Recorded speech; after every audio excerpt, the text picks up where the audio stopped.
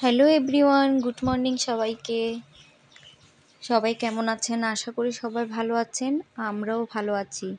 এই তো আমরা সকালবেলা নাস্তা করে নিচ্ছি। আজকে নাস্তার জন্য চিড়া ভেজেছিলাম আর বিস্কিট। চিড়া ভাজা খেতে খুব ভালো লাগে। আপনারাও কি পছন্দ করেন আমাদের মতো? চিড়া ভাজা দিয়ে চাটা খেয়ে নিলাম। অনুশ্রীও চিড়া ভাজা খাচ্ছে, ও পছন্দ করে চিড়া ভাজা খেতে। তো ও চিড়া ভাজা খাচ্ছে। খাওয়া দাওয়া শেষ করে ওকে কিছুক্ষণ প্রতিদিনের মতো পড়িয়ে নিয়েছি।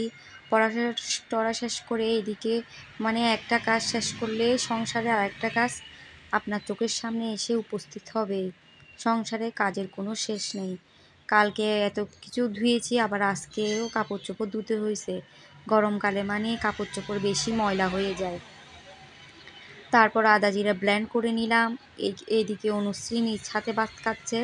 বাচ্চারা নিজ হাতে ভাত খেলে অনেক ভালো লাগে। তারপর দুপুরে রান্নার জন্য সব কিছু রেডি করে নিলাম। আজকে রান্না করব চনার ডাল দিয়ে, মিষ্টি কুমড়ার শাক আর সজনে দিয়ে। মিষ্টি কুমড়ার শাকগুলো আমি ব্যালকনিতে লাগিয়েছিলাম, ওইখান থেকে তুলে নিয়েছি।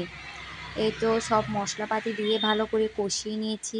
কষানো হয়ে গেছে। এবার আমি পরিমাণ মতো জল দিয়ে ভালো করে তরকারিটা ফুটিয়ে নিলাম। ফুটে উঠলে এবার আমি ডালগুলো দিয়ে দিলাম। ডালগুলো দিয়ে আরেকটু ফুটিয়ে নিলাম। এবার টমেটোগুলো দিয়ে দিলাম। তরকারিটা হয়ে গেছে, এবার আমি নামিয়ে নিব। এভাবে মিষ্টি কুমড়ার শাক দিয়ে চনার ডাল দিয়ে খেতে অনেক মজা লাগে। এবার রান্না করব রুই মাছ দিয়ে সর্ষে বাটা দিয়ে। প্রথমে আমি রুই মাছগুলো ভেজে তুলে রেখেছিলাম। এবার সর্ষের তেল দিয়ে আমি রুই মাছটা রান্না করে নেব।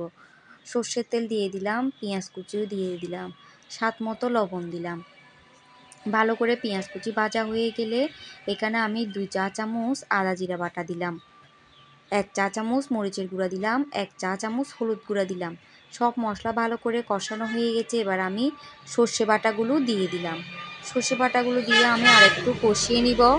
ভালো করে কষানো হয়ে গেলে এবার আমি ভেজে রাখা মাছগুলো দিয়ে দিলাম। ভেজে রাখা মাছগুলো দিয়ে আমি তরকারিটা ভালো করে ফুটিয়ে নিলাম।